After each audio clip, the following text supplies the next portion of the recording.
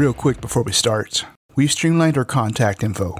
From now on, if you have any questions, feedback, or ideas for future guests, just shoot us an email at chat62podcast@gmail.com.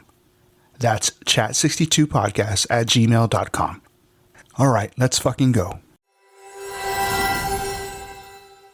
Today on Chat 62 Podcast, we are joined by Marine Corps veteran Alex Mendoza, a brother I served alongside at Headquarters Company 5th Marine's Conad office. Back then, we served under Staff Sergeant Acosta and later Staff Sergeant Douglas, holding it down and keeping the mission moving. Before that, he was a regimental S3, where things did not slow down one bit. Alex served 4 years with the 5th Marine Regiment and carried that same drive into the civilian world. After the Corps, he and his wife launched multiple ventures, everything from a sustainable lawn and tree care company to a business consulting firm focused on project management and organizational change. They now run a home service company in North Texas that includes landscaping and construction. But beyond business, Alex poured his heart into helping fellow veterans. Since 2015, he has been deeply involved with the Warriors Keep, a nonprofit serving veterans through outdoor therapy and transition support. He served as board president for several years before stepping into the role of director of development, where his passion for service hit a whole new level. From boots on the deck at 5th Marines to boots on the trail with veterans in need, Alex Mendoza is a definition of staying in the fight, even after the uniform comes off. Corporal Alex Mendoza, thank you for joining us on Chat 62. Hey, Garrick. Thanks for having me. Much appreciated, and I'm glad we had a chance to catch up a little bit earlier. Yeah, it's always nice. I know. Yeah, dude, thank you for coming on. Whenever Moon decides to come on is whenever he comes on. I'm going to throw the Marine Corps quiz at you. Are you ready, sir? I guess. Let's see. This is what I love to do, too. I think I only missed one Marine doing this, so I made sure I wasn't going to miss you. So are you ready, sir? Let's do it. All right. I'm going to go ahead and give you a sample question. They're multiple choice. Which battle is considered the birth of the Marine Corps' modern amphibious assault doctrine? A. Guadalcanal, B. Tarawa, C. Belleau Wood, or D. Iwo Jima? Modern, man. Let's go with Belleau Wood. No. It is going to be B. Tarawa. All right, so let's go ahead and start with the quiz. Question number 1. Which of the following is not a phrase you'd want to say out loud at MCRD San Diego or Paris Island? A. This recruit requests permission to speak.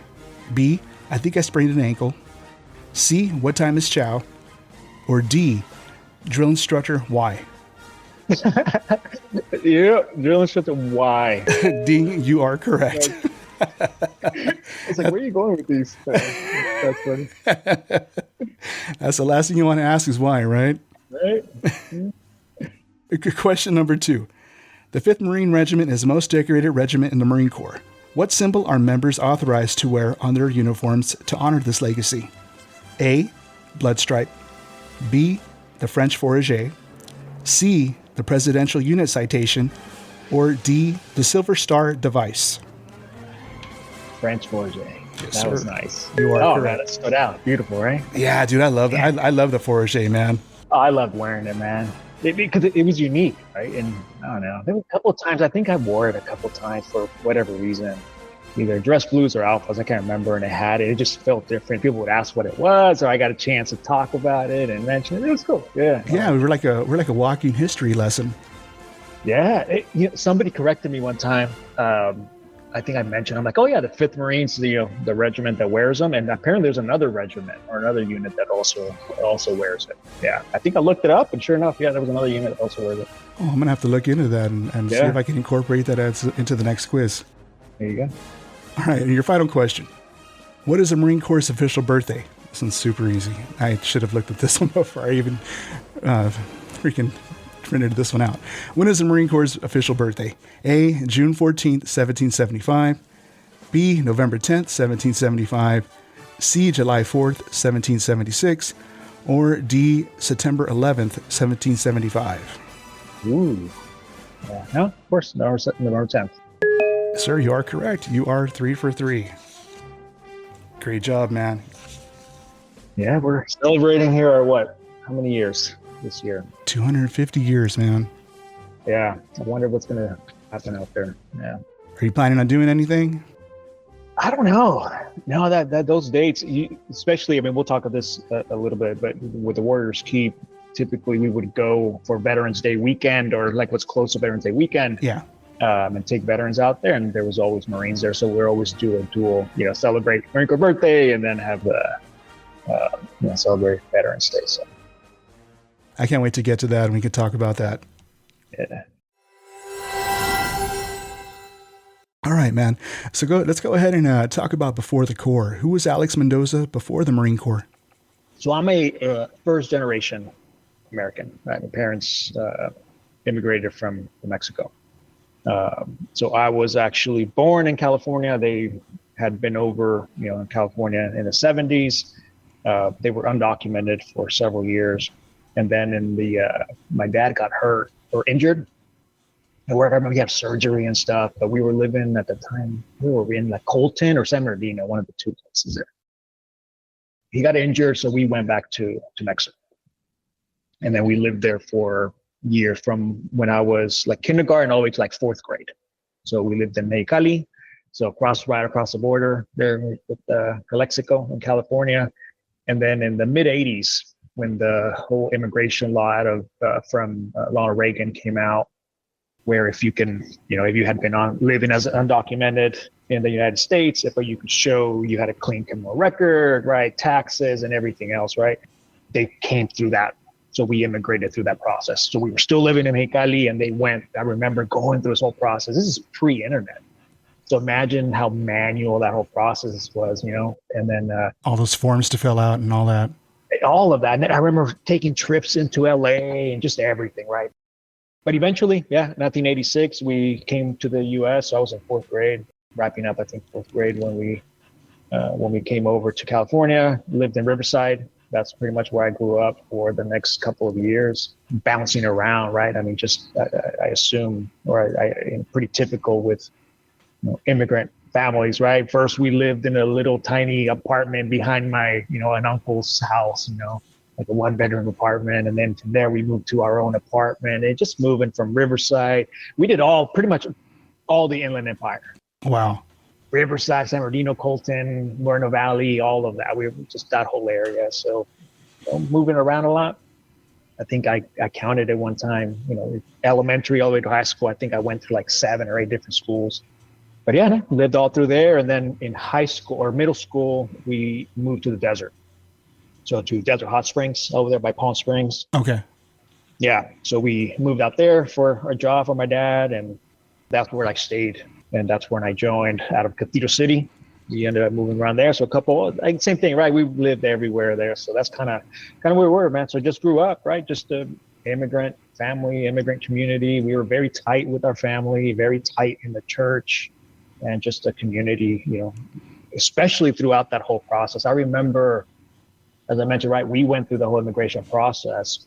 We were one of the first families from our community, our aunts and uncles. So we were the first family that came over. So my dad helped a lot of them filling out the paperwork and doing everything that was needed. Since he was well versed in doing that paperwork, huh? Yeah, and he spoke. I mean, he's at the time spoke English fluently. Because he lived in the U.S. before, and then living in Mexicali, right? It was border town, so English was just very, very common. So he always spoke the language. So he was well versed, and he was educated too, right? He went to college in Mexico, everything. So it was cool. We were very, very involved in the community. And I think a lot of that, translated to giving back and giving back to the community, civic service, involvement, all of that. So that really helped out. But it was a very, very interesting time. Tough times. I remember a lot. It was, getting, government, going to church on, every Wednesday night and getting your box of, government cheese and peanut butter and everything like that. And so it was a struggle. It was tough. It was tough growing up, but it was, great memories. I remember a lot because again, we had a good, strong community and strong church, but it was some tough times in there. And all those difficult times help shape you into the man who you are today. Yeah, absolutely. Yeah. yeah, you don't appreciate it, right? Because I mean, obviously, a lot, mostly struggle, but there's a lot of good, very good memories there. And growing up there where we would always go back to Mexico. Always, we always had family back there.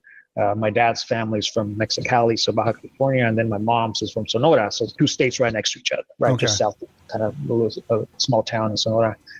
And my family they worked their farms, right? So they would do alfalfa, oranges, grapes was a big one that they had. So like I would spend my summers out there. Imagine, late 80s or in the 80s, right? You're just in Mexico. There's we didn't even have a bathroom. We had an outhouse, but I think we had electricity, but no TVs, nothing. Those were phenomenal memories, just being away. Just being a kid and trying to find something to do. And you did. Because my dad is from Ensenada. Well, okay. So we had those summers going out to Ensenada and pretty much going through what you had gone through, having, no restrooms, like, across the hallway. We had to go outside, and especially if you stay at the family members where the outhouse is a ways. And in the middle of the night, if you had to go, it's like, shoot, man, I hope I don't see the kukui. Yeah. and where they lived is, so my grandparents worked for, I think, one of my uncles, and he had land and stuff. So they worked. He tended to the animals and stuff. So, and then my grandma, she had pretty much her own business. Mm-hmm. So workers would come, especially during the summers where it was like grape season, and all these workers would come from like southern Mexico, and they would just come for the summer and make their money. So she would cook for them. They would pay her, every week or whatever it was, and she would cook breakfast, lunch, and dinner, dude. So you can imagine, I got fed. It was just wonderful grandma cooking, right, every single day, and then got to hang out with all the workers. But that was the routine. Every morning we woke up, go feed the cows, the pigs, everything, and I loved it. I absolutely loved it. But we would go, so from Mexicali, right, we would go, or even California, we would either go there for my mom's side of the family or Mexicali. But then we had my dad, since he grew up in Mexicali, they would go to the Rumorosa. I don't know if you're familiar with that area. No. The mountain range. So you cross Tijuana, and then you go a little bit east, and that's a whole mountain range that kind of goes through the Gulf of California. All that mountain range is beautiful. So we would always go camping up there and everything. And if we wanted to, we'd go to Ensenada or whatever. But Caborca, so imagine the Gulf of California, you're on this side, we would be on the other side. So we would on the other side of the Gulf of California. But I loved the water out there. It was awesome. And it was probably warm too, right? Since it was the Gulf.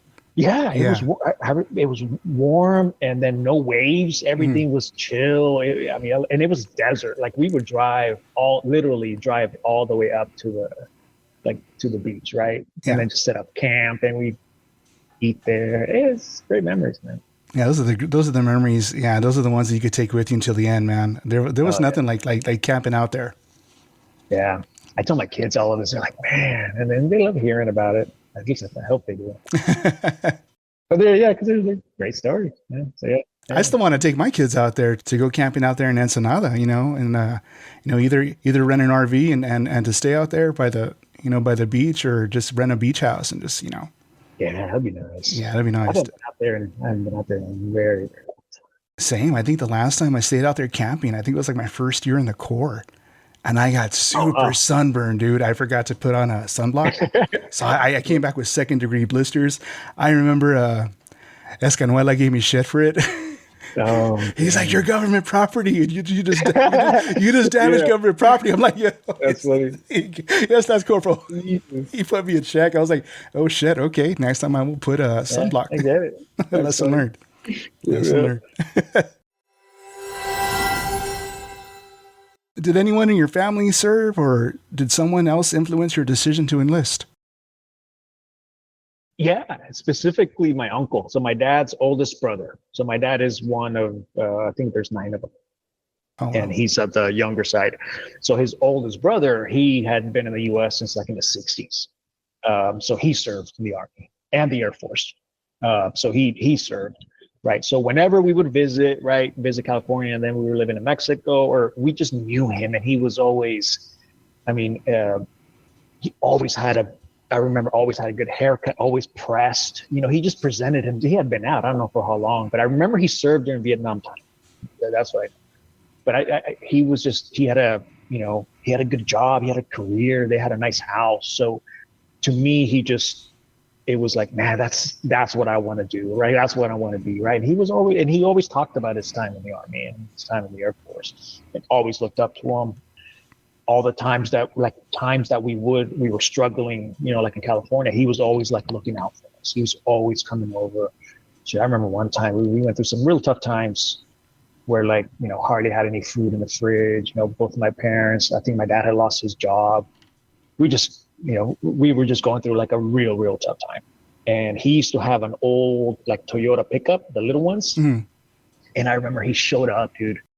The whole back of the truck was full of like Stater Brothers bags. Wow. And food, everything. And he just showed up. Like my parents didn't ask him. I don't know how. I'm sure he saw something. I don't know. Yeah. But just being observant like that, and he came, and dude, I remember he just, like nothing. Just that was his. He just saw it as his responsibility or something, dude. But I will never forget. I think I was in 5th grade when that happened. Yeah, pulled up, had just tons of food. And your uncle, did he serve in Vietnam? He didn't. I think he served during the period, but I don't think he was ever deployed, or either slightly after. Because I remember specifically asking him. He mentioned that, but no, he never. He didn't go to Vietnam. So he served right in the U.S., and that's all my dad's side of the family. My dad was actually he served in the U.S. in the Mexican military at some point, because he was also a police officer there in Mexicali. And then same thing with my grandfather. He served, I think he was in the military, and then he served like state police, and then he served as private security for like the governor, a bunch of other stuff. So there's that whole service of like civic, especially civic service and all that. It has always been part of the discussion, right? So even growing up, and we talked about, oh yeah, I would love to be a cop, or I'd love to go to the military. It was always encouraged, especially with my dad. He always saw that as like, yep, if you want to do something, the military will enable whatever you got to do, right? And you can see your Theo, right? You can see your uncle, how he's successful and all that. So I got to see that, right? Not just in my family, somebody successfully, went to the military and came out and had a good life, good career, and they encouraged it. And there were other people throughout my life too. Like I remember our security, he wasn't a security guy, but at the high school, like the main security guy, or I don't know, I can't remember what they called him, but I don't want to say security because it was more than that. He was a Marine. So when like the recruiters came to they came on campus to the school one time, and they had him talk to us. Really? Yeah. And he talked about his time in the Marine Corps. He was a DI, and it was just cool, man. He was just, and then after that, like I would ask him all kinds of questions, because by the time I got to high school, I knew I was going in the military. I didn't know which branch, but I knew I was going to the military. So is it safe to say that head of security, I can't think of a better term for him, but was he your real motivation for joining, or was it from your uncle? Was it both? I think it was from my uncle, from the guy. Indirectly, he's the one that almost, because it was Marine Corps. That was specific to joining the Marines, right? Like with my uncle, I knew I was going to be in the military. I wanted that life. I wanted that, I wanted to do that. But with him, that's when I knew I wanted to be a Marine. He and I don't even know if he knows how influential he was, but it was just those couple conversations and always being around campus. And he knew, and he saw me motivated too. I'm like, oh, I'm going to join. I'm going to do it. And I would constantly go and ask him questions. Yeah. So he would always give me advice. I can't even remember specific advice that he would give, but he would always share stuff. One time he brought his DI cover and showed it, like just little things like that, you know, that just, but I thinking back, it was pretty cool that he did that. He made that impact on you just by having those talks with you, or something as simple as showing you the DI campaign cover. So how old were you when you knew that you were I'm going to be in the military? I don't know what branch, but I'm going to be in the military. So like I said, I think by high school, I already knew. And then the first opportunity I got to join, I did. So it was as soon as my junior year, I completed my junior year. That's when I went in, or that's when I enlisted. So I was in I was a police for a whole year before I even left. So I was still 17. I had just turned 17. And when I was able to enlisted, I did everything that I needed to do. So I was there for the whole year. what do they call them? I had to get a couple of, not deferments, what's the word? Waivers, like a couple waivers to go in. But yeah, I think all that worked out for a whole year. Yeah. What kind of mindset did you have as a pulley? Were you ready? Were you nervous? Or were you just winging it? I was ready. Yeah, I was ready. Not only because I knew I wanted to enlist, but I knew I wanted out of our whole situation. And I knew the quicker I can get out, the quicker I can get my life going and get started, right? You start on the next phase. Yeah. I needed to get out. I wanted to leave. I didn't want to be home anymore. I didn't want to be there anymore because college was never an option, right? There's no way we could afford college. My grades sucked because we moved around so much and just everything, right? But knowing that I was going to the military, like I knew what I needed to graduate to do that, right? So in a way, I kind of did not I don't say the bare minimum, but I just did just enough to be able to graduate and go, right? But I knew I wasn't going to college. I knew that wasn't going to happen. So that was my motivation. I'm like, this is it for me. Like, if I don't do this, I don't know. I don't want to go work fast food or whatever it is. I knew I wanted to go to college one way or another, and the military was going to give me that. So that was my sole focus to go. And so I was ready. I was motivated. I'd always been in like sports and stuff. So I was already in shape, or I didn't have to lose weight. I didn't do anything. I've always been pretty slim. I ran track. I was ready, dude. I loved it. That whole year, I would go from, I was in Cathedral City. I think it was once a week that I would have to go. My recruiting station was in India. Mm. So I don't know how familiar you are with, but I mean, it was a ways away. So I would drive all the way to India, and then we would have the meetings and exercise, PT, and all this other stuff, right? But since I was there for a whole year, I saw people come and go, and I was constant, at least for that whole year, right? So I got to know the recruiters, I got to know everybody, and I mean, I was there, dude. And they would tell me everything. I was in shape pretty much the whole year. I was like, I got to get in shape, I got to run, I got to do everything. So, which was awesome, because by the time I got to boot camp, like the physical aspect of it wasn't a big deal. You were tailor-made for the Corps. I mean, at least physically, just the physical part of it. Yeah. The mental stuff, that's a whole other thing, right? I had no idea what I was getting. But yeah, the physical stuff, like I could run. I don't know if you remember, but even when we were there, we'd go run like 3 miles. I remember I used to smoke. So I'd run. It just never bothered me. I would run, and I still would do an 18-minute 3-mile run and smoke. I mean, I don't know, running just never was never an issue. I was light, so I could do just tons of pull-ups. So I would always max that out. But I mean, that only gets you, points on a piece of paper. Yeah. Yeah, that's true. Yeah. Do you have any stories from MEPS? Any kind of experiences that stood out? Not really. I remember the awkwardness of MEPS, like just the weird duck walking and like, finger on the butt, all that crazy. I can't remember all that, right? All the details, but I remember just being awkward. Yeah, we're just like cattle in a line is being processed. Yeah. And there was a couple of us there, and everything I had never really been away from home, really, like in a hotel by myself. So everything was brand new. I had heard horror stories like from other people, especially the people that would go to the boot camp and then they come back for like recruiting duty or something. Yeah.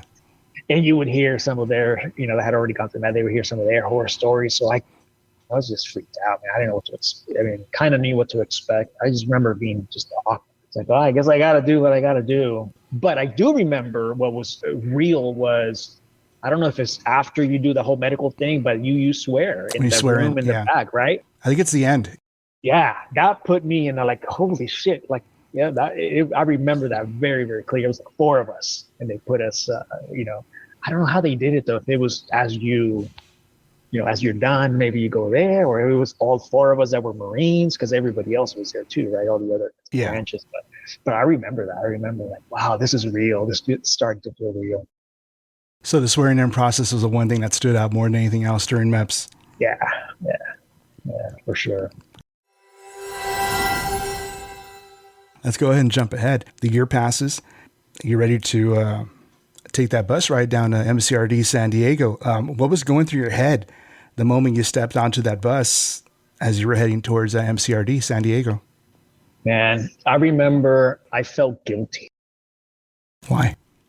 Because I was leaving, my parent. And again, the situation, right? That, I mean, we've always rented, never owned a home, right? My dad is, Yeah, I made it. dude. And there you went. Oh, no, man. Dude, man, I'm sorry, guys. It's all right. Apologize. Yeah. It's all right. I got to see you at least, man. How you doing? You got to see it for 2 seconds. Fuck. Hold on. Bastard. There you Okay, go. how about that? There you go. Damn, dude. Looking good, man. Where you at right Oh. now? You in Arizona? Yeah. Yeah, I'm in Arizona. Okay. Fucking melting. Yeah. Trying to stay out of ice. You look Concept. it, man. Yeah, you look it. Be careful. You're like, man, I don't even speak Spanish. You're I like, don't speak, yeah, man. See. You don't know how I'm sorry, man. I don't mind to interrupt. I know I interrupted Alex. Go ahead, brother. No, we're good. Good to see you, man. Good to see you. You too, man. It's been forever. Menard, What's up? what we gonna be talking about, brother? What's up, That's dude? good. We are talking about Alex's as he was gonna leave for boot camp, how he had those feelings of guilt, leaving his family behind. Oh, yeah, yeah. Oh no shit. Yeah, so it was, because I think specifically at that time, my dad was working, I can't remember where he was working, some factory or something like that. But I mean, I can't imagine. I remember I was working like at Walmart or something, and I was like $5.50 an hour, and I was making more money than my mom at the time. So leaving them in that situation, right? At least when I was there, I was helping out to an extent, right? So I had that guilt of like, shit, if I stay here, I can get a job and like help them out. And then my little brother, he was, I had just graduated and he was just going to start his freshman year. Mm-hmm. So I felt guilty. I'm like, shit, I'm leaving him in that situation at least. And like I said, we didn't grow up in the best of neighborhoods, right? We were always freaking cholo adjacent. So there was always just the stuff, right, that you get. Whatever it is, right? So I knew I was leaving him, and he wasn't in the best situation either, right? With his friends and everything else, right? So that guilt was strong, dude. It was strong. As a matter of fact, up until the last day that I left, the recruiter came to pick me up at my house in the van. My mom, I mean, she got on her knees, dude, and cried. And she's like, please, she's like, don't leave. I'll do anything. I'll get another job. I'll do whatever. So that just, and she's like, just don't leave me. Don't go. And it was tough, dude. And so that guilt was strong. I mean, I felt bad. So you had to take that with you on the bus ride to MCRD. So it's a flood of emotion. Yeah, it was pretty much a whole van ride from there, from Fuck. Computer City all the way to MCRD. I got dropped off by the recruiter. I didn't even go to the, on the bus. But imagine, I've never been away from home. I think I left one time on a school trip to San Francisco or something like that. But other than that, never been away from home, never been anything. So this was the first. So all of that, I remember just those 2 hours or 3 hours in the van, just thinking about it. What if I tell them I don't want it? What if I tell them I just don't go? Like, I'm not going to go. Like, all of that was going through my mind, right? And then, and I remember she literally dropped us off. I can't remember if we went to maps. I can't remember that, or we had already done maps. I can't remember the sequence of events or what happens, but I remember she dropped us off. She dropped me off in the front of like MCRD, like at the receiving hall or whatever, receiving place. So I never got to stand on the yellow footprints. What? Yeah, dude. It's pointless to ask the next question then, because you didn't have a chance to experience the yellow footprints. Yeah. Wow. Never. Yeah, never. It was a couple of us, and I always wanted, because I'll tell people this, especially other Marines, and they're like, dude, that sucked. I'm like, I know, I never got that experience, because she dropped us off. I guess we were early, and there was a couple of us, like 5 of us in the van, and it was me and some other dude from my same high school. I mean, he followed kind of the same. We went to boot camp together. He was in a platoon, and then we went to the same school. His name is Rogelio Nunez, and so he had the same experience as me. So I'm kind of curious. But I did not have the same experience as other Marines. Even the sequence of boot camp, MCT, school, MOS school, and then the fleet, mine was boot camp, school, MCRD, and then the fleet. So I was all over the place, dude. I already had a different experience than 99% of Marines, right? So she dropped us off. We went in, and they put us to work right away, right? They're like, oh, so I started putting the SRBs together, like the all of that, and then they were giving us all kinds of stuff just to keep everything organized. And then I remember hearing the bus coming and yelling and everything. And it was later on that night when that happened. But we were there for hours just helping them organize stuff, all Working that. parties. So I did not have the experience. Yeah. Wow. Damn. So yeah. So you totally bypass the yellow footprints initiation. So when did it start getting real for you in boot camp? Well, once everybody got there, and then they put us with everybody else. So then I had the same experience as everybody else, right? They had the yellow footprints. They all come in, and then they put you in whatever. I can't remember how they structured it, but then they just put me in with everybody else. You got your uniform and everything else. I can't remember the sequence, but yeah, no, after that, I mean, just that initial part was it's what was different from everybody else. So what stands out from your boot camp experience? Tell us about your DIs, any challenges, your best or worst moments. Our senior drill instructor, he was a Sergeant White. He was well known because of his cadences. He had like won a bunch of awards. And he had just an awesome cadence and singing voice, like one of those, he could put a record together and, like what you hear on like Spotify or whatever. He was one of those, man. So I absolutely loved him. Just tall. He was like 6'9" or something. He was just a good Marine. I remember. We had a couple other DIs. I can't remember who it was, but he got replaced. I think he fucked up. Yeah, we were up in Edson Range, so we were already in second phase, and they pulled him, and then they assigned somebody else. Was there any cheeseman flying about? But what he had? Oh no, I think we knew something crazy happened, and then we kind of figured that's why he did it. So we were at the range. One of the recruits asked to go to the head, I think, and he like told him to go or something like that, and never got him out. So like he kept him there. So he was in this porta potty from when we were done at the range all the way down to like night count. Oh. So for several hours, he was, and the recruit said, he told me I shouldn't come out until he told me, or it was something like that, right? Where he really did fuck up, right? And then so at night that came out, because I remember it was a big deal. It was a big deal. Other DIs or other people came to the barracks and we were doing count. Nobody could find him. We didn't know what was going on. People thought that he left, like he went on the I-5 or something, or that he just took off.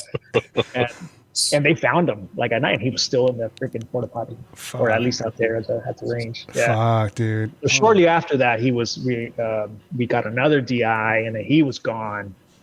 I mean, obviously they're not gonna tell us, right, what happened. Yeah. But we pretty much figured out that was probably why. You guys put 2 and 2 together. Yeah. Wow. We did see him. He did end up when we did swim qual in phase 3. He was there. He was one of the swim instructors. So we got to see him there. Yeah. So I guess he must have just gotten pulled from just leading or doing a DI, but doing that. When did you report to MCRD?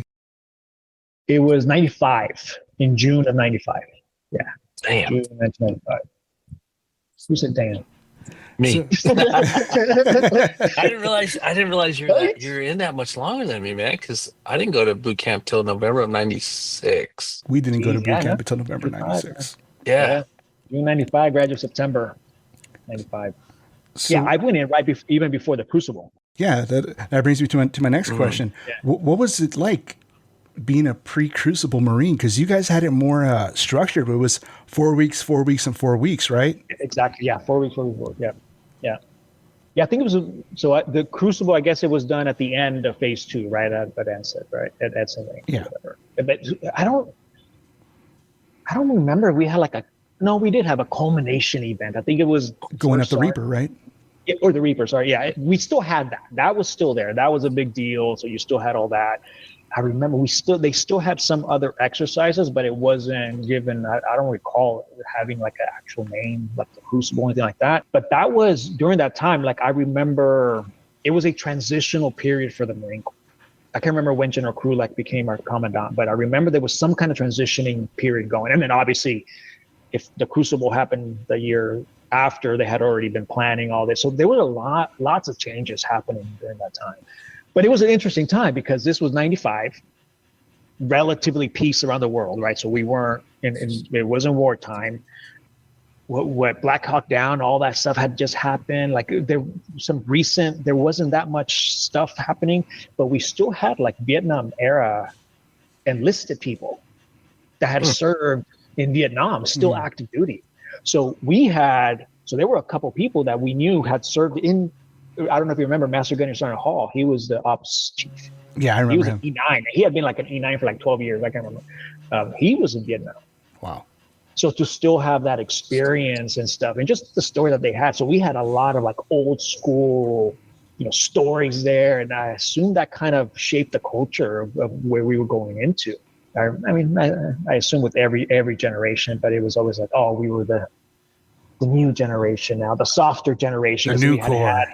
Yeah, it was like that, That's what I remember, that it was just an interesting time. I had a great time. I love boot camp, dude. I had a great time. So going up the Grim Reaper, what was going through your head when they awarded you the Black EGA? I don't remember it. I don't remember specifically. I don't even think they gave you that at the time. Yeah, I don't think we got it. It was just another hike, another 2-day op, and then you went up the Reaper. I don't think they gave us EGAs up there. Oh, shit. I really don't. Yeah. I think it was just one step closer. All right, wrapped up phase 2, and here we go. Now it's skating for phase 3, because now it's just the easy stuff. That's what it felt like. But I don't remember getting the EGA up at the top. Yeah, because that would have been way too early, right? Because you still had another phase. It feels like it. Yeah. We were still. I don't even think we were. No, we were still dressing like recruits. I think at phase 3, that's when we started. I think to unblouse and. I think so. I think that's when it started. Yeah, no, it wasn't symbolic. It was just, hey, you're gonna go train, and you rifle qualled up there and you did all that. But it wasn't. I don't remember doing any of that, the EVA stuff. So graduation day comes, or you have your family day, the moto run, and graduation day. What were those days like? Those were good memories because my parents lived in Cathedral City. Oh, I didn't mention this one before. I had a teacher in high school, Mrs. Irwin, and she led like the whole business department or something. There was like a student store that we run. There was a club. What was the club? It was like a business club, and I was part of it, and I got to compete. And was it like FBLA, Future Business Leaders of America? Something like it was. I want to say Mecca, Deca. I think it was Deca. Yeah, but anyway, it was like her husband. Her husband was Marine. He was a lieutenant colonel. Oh shit!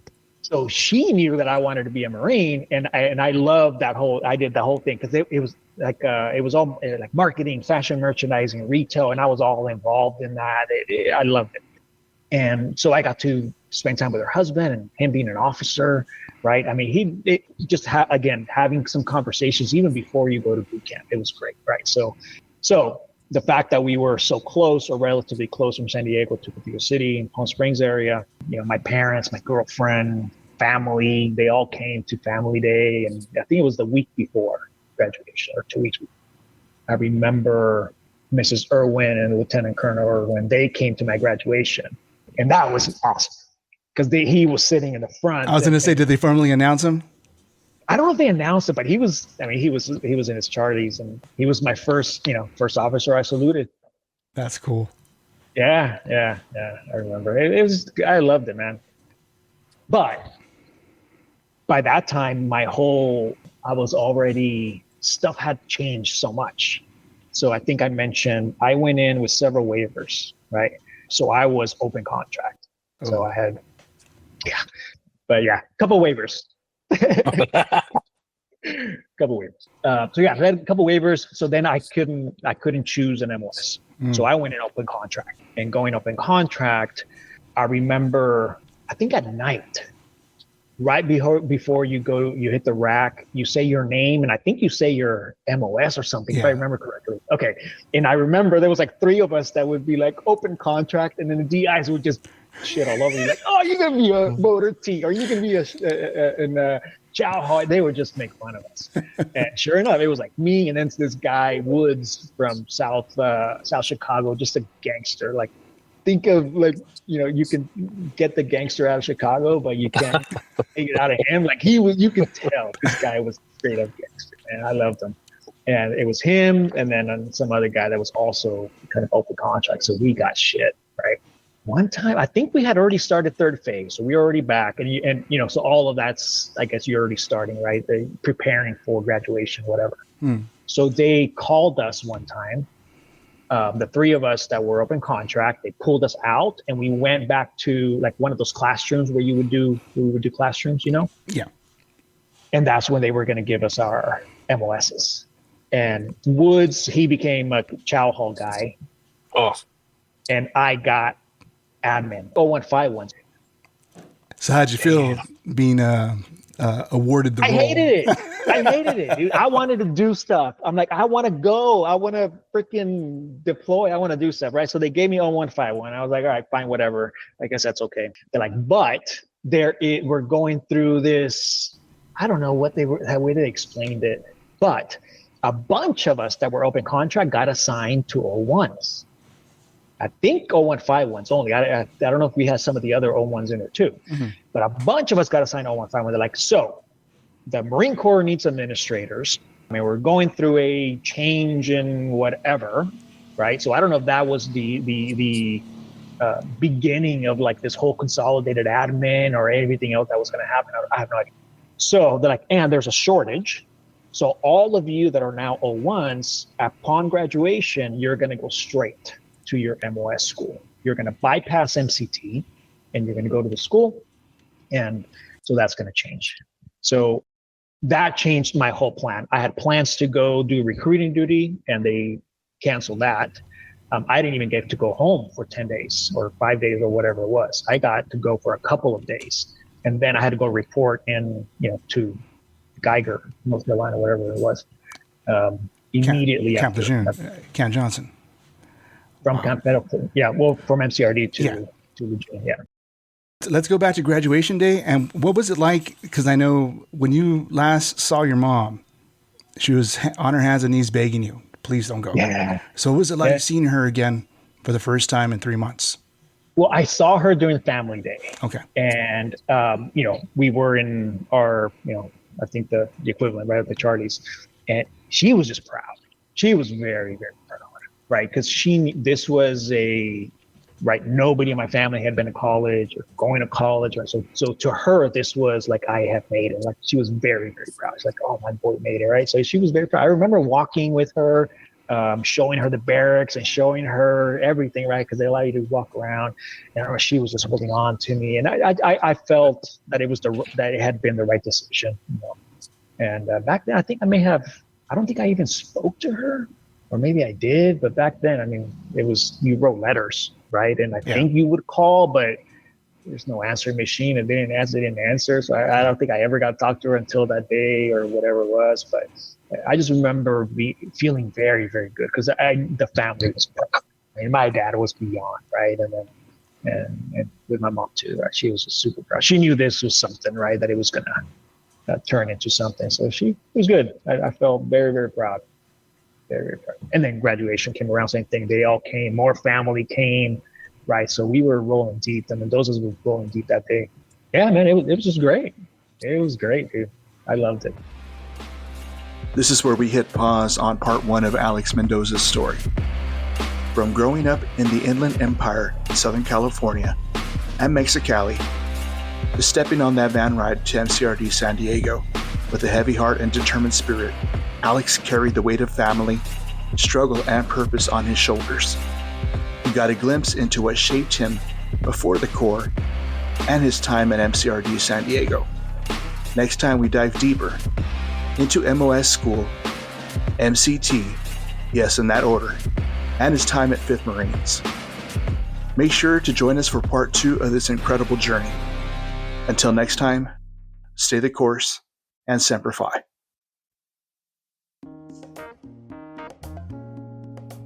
This is Eric from the Chat 62 podcast, Marine Corps veteran, and just another guy who's been through some dark nights of the soul. If you're struggling, I want you to know you're not weak. You're not alone. You're not broken. The truth is, a lot of us have been there.